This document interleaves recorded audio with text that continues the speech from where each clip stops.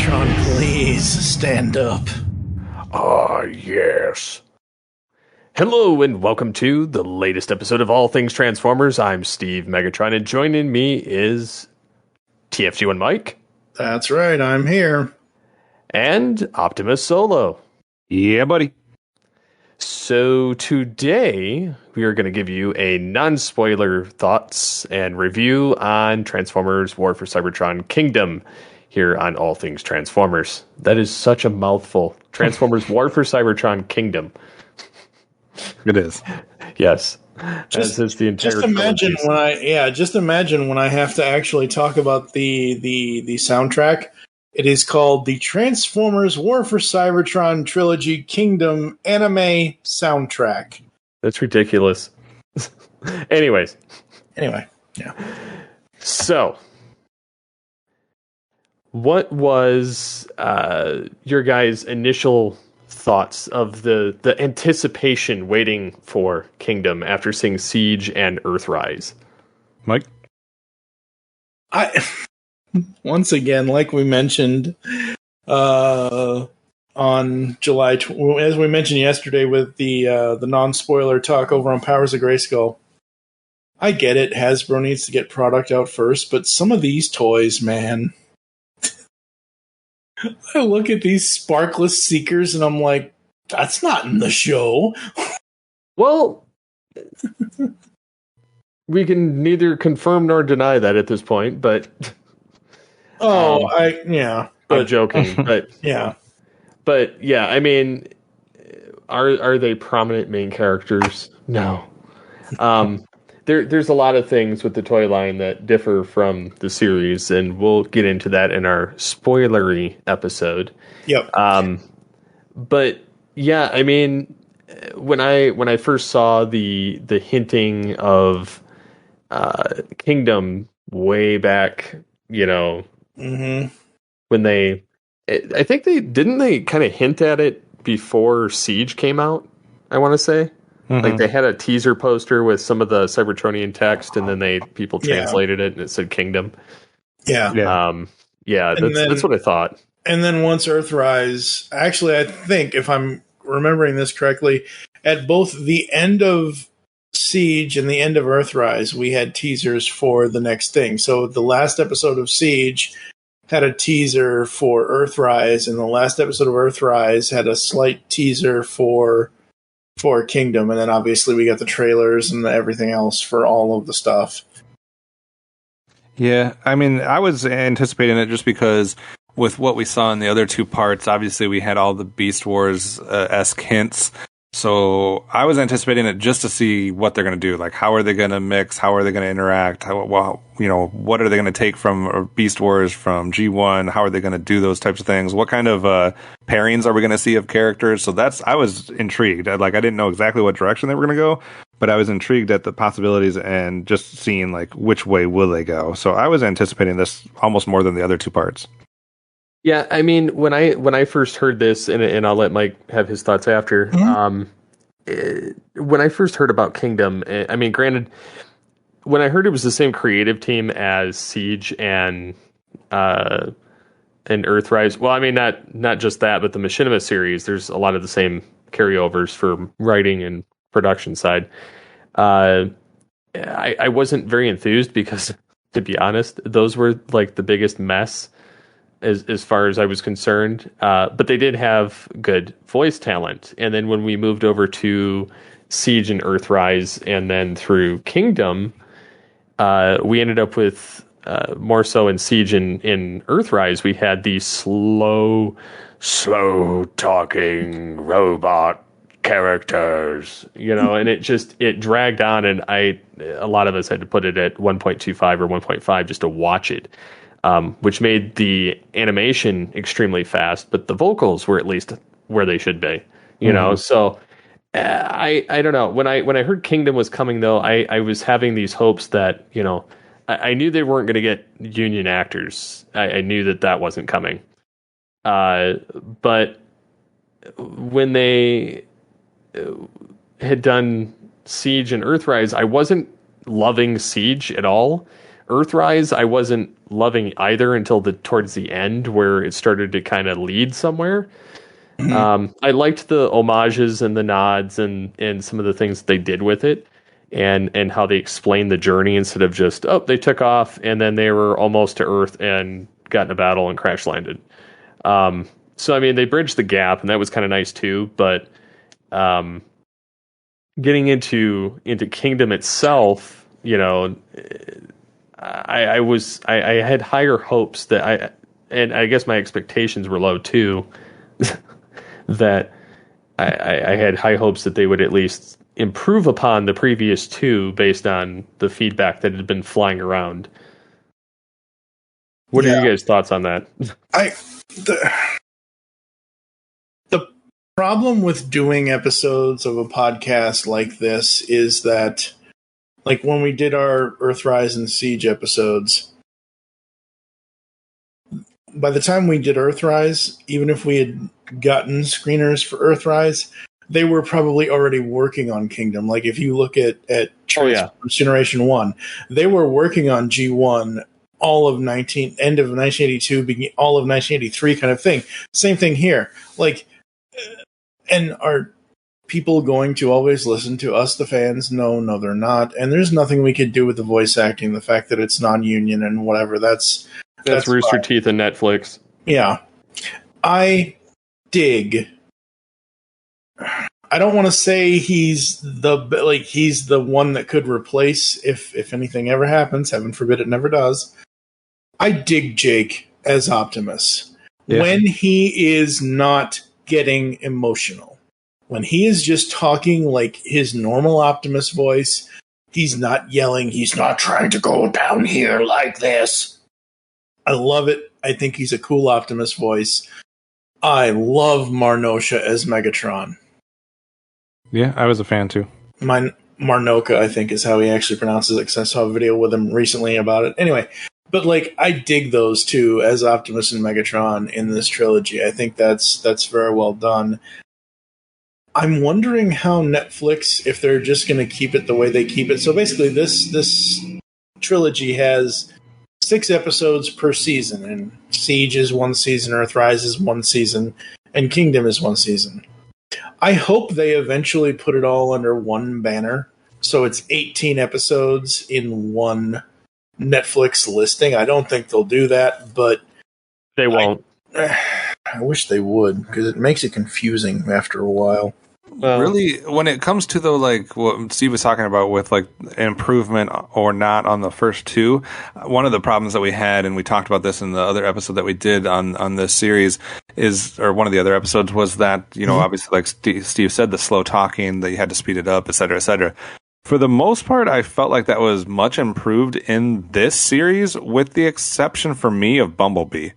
Mm-hmm. For some reason, Bumblebee is still talking slow, even though most of the rest have gone to a regular cadence. But it's blatant in a few of, especially I think like either episode 5 or episode 6, when he's talking, that it's like he is doing the William Shatner thing, mm-hmm. And I'm like, why are you still doing that?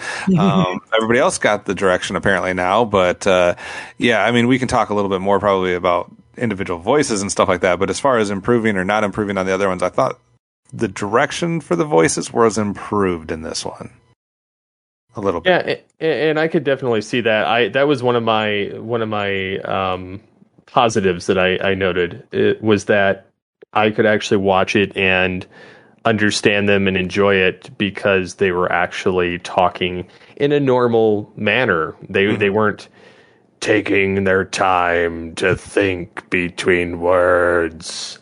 Right. It was just so much faster paced and it just kind of more normalized. Was it great? I still think the voice direction is terrible for this series. Yeah, the bar wasn't very high, but they got over that low bar. Yeah, and I can see why, like, a lot of the I can see why they've gone non-union. 1, it's cheaper, and 2, they can do whatever, and they just are like, this is the bar, we're not moving it higher. Which is unfortunate, because you can see Netflix and the other company dumped money into Masters of the Universe Revelation, and you look at this and you're like, why couldn't they have done that here?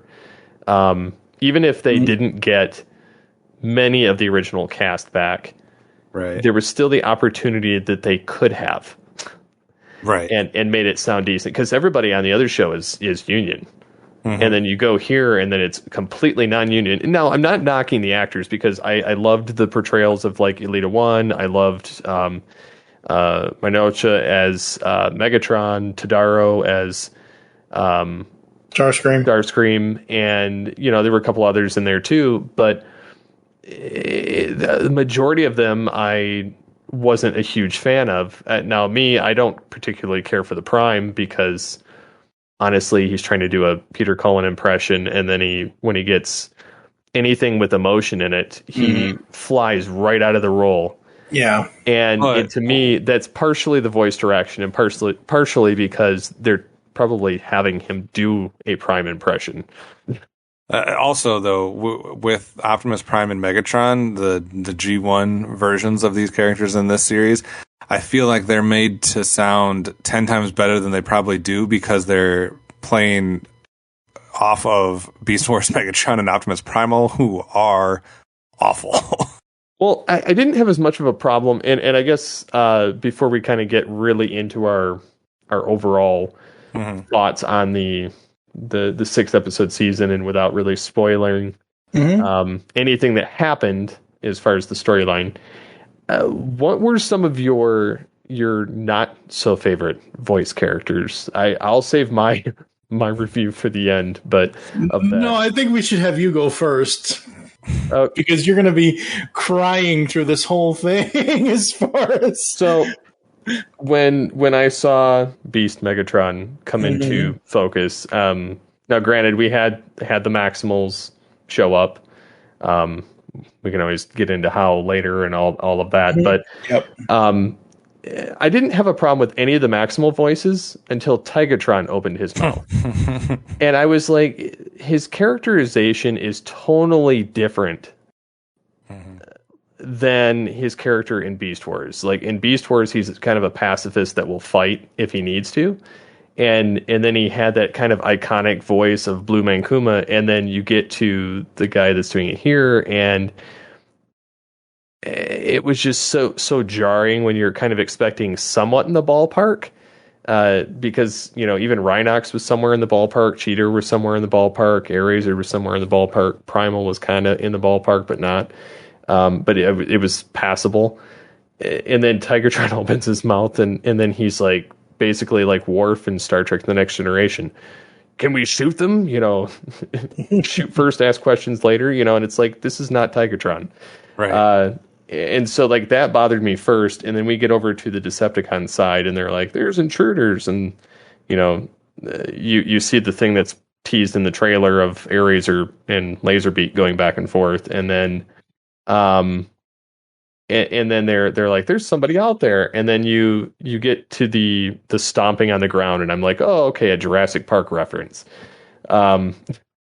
And then you get two dinos coming out of nowhere, and it's Megatron and Dinobot, and Megatron opens his mouth, and I'm just like holding my head, bracing for this like bad impression of David Kaye, and boy, was I not disappointed. It wasn't even an impression. It wasn't even an impression of that. He was trying to do his own voice, but do the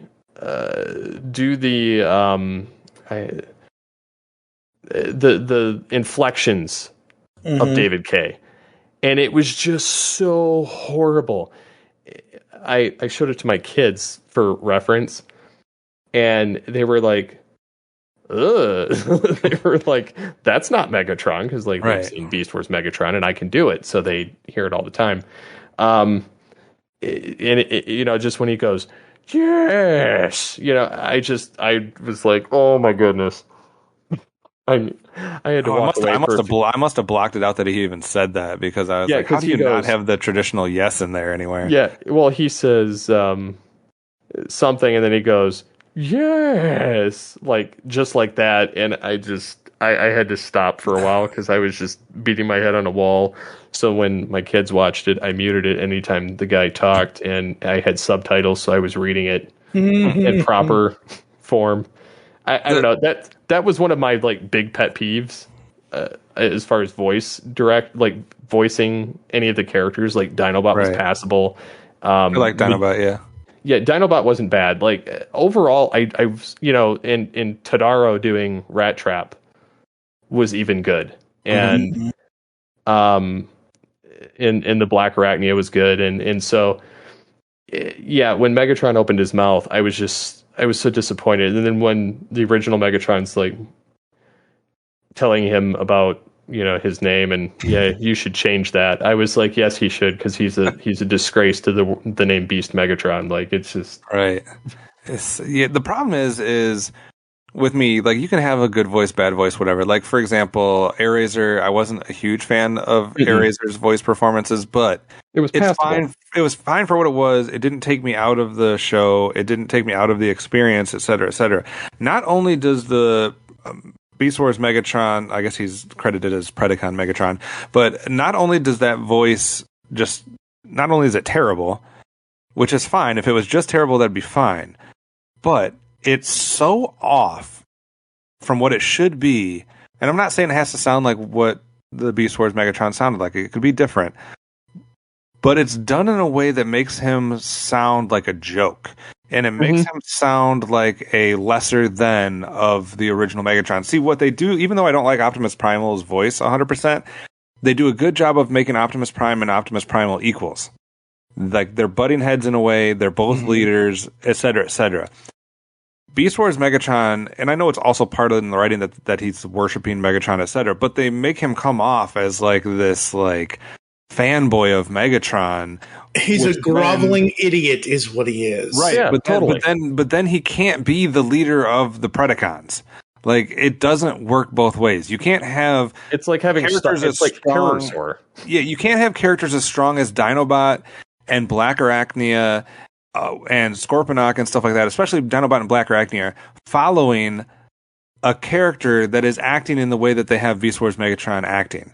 Like, if you had put in Inferno, Beast Wars Inferno and Pterosaur and some of those other, like, sniveling, whatever, then maybe it works. But when you're putting Dinobot and Black Arachnia as your main two bad Beast Wars characters, they wouldn't be following this pathetic excuse for a leader. Like, his voice not only is bad, but it changes his character, and I was so thrown off by the fact that this is just like a fanboy of Megatron, and he sounds like a teenage fanboy, that I was like, God bless it. Like, I didn't need a recreation. I just needed somebody that sounds like a competent leader.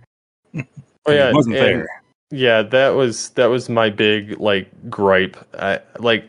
And I loved some of the things I loved were the animation style. Like, I did Visuals not mind. Yeah, I loved the visuals that they gave the original G1 characters. I loved the computerized stuff. I loved the Beast cast and how they were portrayed. And in a lot of ways, some of them look just like their toys, and in other ways, they do not. Which is fine for some. Which is fine for some. I loved how, in certain aspects with Rhinox dealing with the computer stuff, you get him helping Wheeljack, and something's not working, and he just goes, which he did a lot in Beast Wars. If something went wrong, he'd hit the console or shoot the controls as a last resort, just because he got frustrated with it not working, and then it would start working, and then so that happened here too, and it was kind of humorous how that transpired. But yeah, I mean, a lot of the characters, a lot of the things that happened to them, which I can't wait till the next episode because we can talk about it. But there were less Beast Wars characters on the Predacon side than what I expected too. There was a few missing that were shocking. Yeah, I'll just say that. Yeah. One of them I've seen floating about, which in promotional shots, I believe I've seen them on a couple of different Transformers sites, of the Scorponok character being more of a relegated army builder, we shall say, because there were a couple different colors of them. So they were like, oh, that's Sandstorm, and that's Scorponok, and that's Yeah. So, what were some characters that kind of stood out for you? For me, I think Dinobot stands out because of how well they continue the way that character was depicted in Beast Wars. Like in Beast Wars, they did a good job of really showing him as a conflicted character. Like he's his own individual character. He can see both sides. He sympathizes with both sides in a way. So I thought they did a fantastic job of continuing that with him. Like I felt like it was the same Dinobot. Like we're getting the same character. Whereas like you were talking about with Tigatron, I'm like, that's not Tigatron. Like that's somebody else. I don't know who that is, but that's not Tigatron. Whereas Dinobot, it's like, yeah, I'm watching the same Dinobot that I watched in Beast Wars. Like I thought that was perfect. And I liked what they did with Rat Trap's characterization in episode 4, especially. But I thought they did some cool things with his layering and kind of making him similar to Beast Wars as well. And then obviously I'm a huge fan of Black Arachnia, so I thought that they did a good job with her. Those were the 3 on the Beast Wars side that stood out to me as being very well done. I was disappointed that we didn't get more from Cheetor. I thought that he was like, why was he even in this? Like, I'm not 100% sure. Because he gets literally less time than Airazor and Tigatron. To me, I mean, I could go back and time it and count lines or something. But I wonder if that's partially because people are sick of the archetype of using Bumblebee over and over. Yeah, but then they gave us like 2 Cheetor toys, so it's like, make up your mind. Do you want us to like be into this character? But they're repainted. Yeah. They couldn't even get the paint job right on the first one, and the second one had to come out to fix it. Right. So, Mike, what did you think of which character stood out to you? Characters. Rat Trap, obviously. Surprisingly, even though he's not in it too much, but I was surprised. Like, I actually almost forgot, but once I went back and watched it again, I was like, oh, Astro Train's here. That's nice. I thought that was kind of cool, and I liked seeing his design there, and the voice was okay. Yeah, Cheetor didn't get too much, and I don't know. Yeah, you're right. Dinobot has the characterization of Code of Hero and the honor and all of that. I just feel that personally, Eric Burnham is writing him better in the comic than what they wrote him in this, but that's just me. Beast Wars like I said before, Beast Wars Megatron, he's a groveling imposter full. Like, I probably won't ever watch this 6 episodes again. It's that bad. He's that bad, but I think the episodes overall aren't. But no, yeah, no, but that's what I'm saying. Like I would need a commentary track from Steve. I think. Yeah, I think that overall, like this part of the trilogy, this closure for it, I think that it was much stronger than the other 2 parts. Mm-hmm. And had this all been released all in like one shot instead of broken up into 3 little individual series, I think it would have been much more digestible, getting the payoff coming as you go instead of being kind of relegated to, oh, you get to watch this chunk now and this chunk now and this chunk now, and then finally you can put it all together. I definitely think that it's better as like an ongoing, like a full season of all 18 episodes rather than, especially for the way that they're building the story. It's kind of jarring, especially when they take place like right after each other. Right.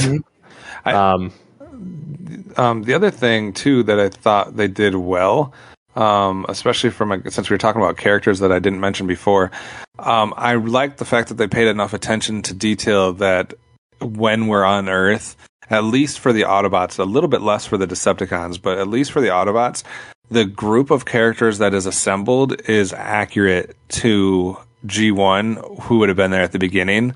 For the most part, you get Optimus Prime, Bumblebee, Ironhide, Ratchet, Mirage, Hound, Wheeljack, Sideswipe. Like, yeah, there's a couple missing, but like they did a good job of making sure that it was the right characters that were there on Earth. Yeah, and there was one that was there that wasn't. I took a screenshot of 2 characters that appear in one scene that literally are not in they're really not in the series at all, but they show up in one screenshot, and I'm like, are those headmasters? Are those? What is going on in this screenshot? I'll send it to you guys. But like, yeah. But outside of the weird screenshot that it was like they were paying homage to G1 animation error by like having this in there. But overall, I liked that we got like the main original G1 characters that were on Earth at the beginning with the Ark and the volcano, etc. Overall, I liked what they did with this, and it definitely has the payoff that you were kind of expecting and hoping for. On a whole, I think it's only weak points. I honestly think are the voice direction on some of them, some of the casting, but I think on a whole, I think this is the strongest part of the trilogy that we've gotten, and I don't mind it. And I'm kind of with you, Mike, in that I have to voice track it when I watch it. So eventually, I'm hearing it in my own head, and like I'm eventually going to record my own track, and redub it. Eventually, folks, like Steve was saying, this to us personally is meant to be watched as binge all 18 episodes, and at some point, because we couldn't get him on for these episodes that we're recording, we will have Michael Wilson and myself on, so I will have to watch this again, because I do want to do another episode, like at Christmas time or something, where we do talk about all 3 seasons all at once. And yes, your commentary or your voice track will most definitely be needed then.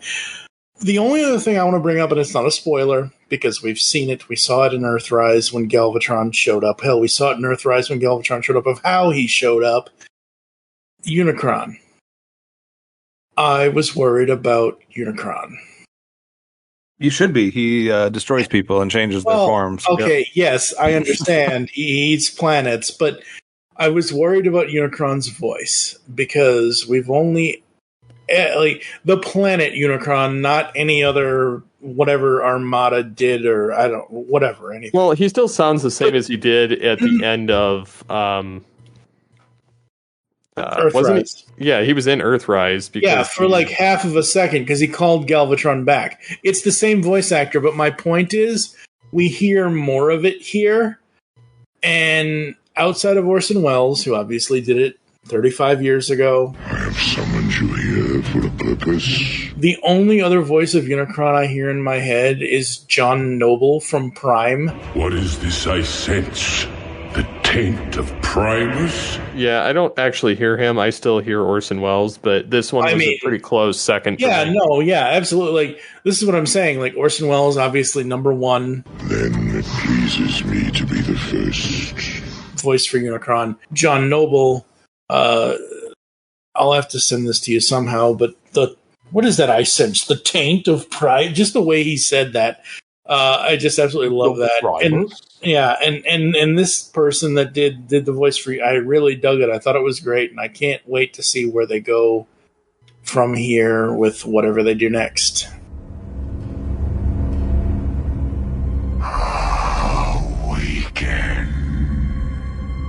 We've kind of stated our characters that we didn't like and the ones that we did.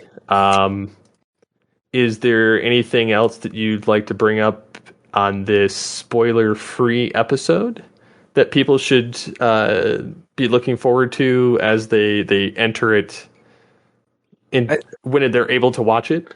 Yeah, I think the thing that I would tell people that they have to look forward to is, obviously we know this is G1 characters and Beast Wars characters, and I just think that there are some cool ways that they let the G1 and the Beast Wars characters play against each other, like pairing them off on kind of side quests, or just having them have scenes together. Like, it's like, oh, we finally get this person and this person to have a scene together. Like, I think that's worth it, regardless of what else you think about the series, what else you think about the voice work. Like, it's cool to see certain characters interacting with other characters that we've never been able to see before. So that is something I would look forward to if I were you guys. And then the other thing that I look forward to with it is, because I remember an interview a while back that Bob Forward or Larry DiTilio, somebody said that had they gotten a 4th season of Beast Wars, they intended to wake up some of the G1 characters and have them fight side by side. So you kind of get that in this trilogy, that nod and that payoff that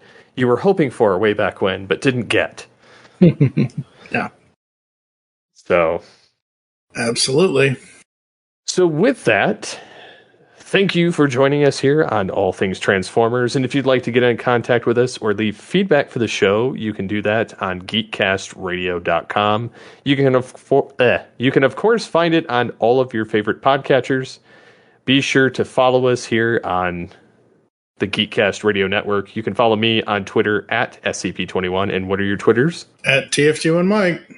And mine is at Optimus Solo. Join us next time when we'll be giving you the full spoilers on War for Cybertron Kingdom. For now, I'm Steve Megatron with TFG1Mike. And Optimus Solo.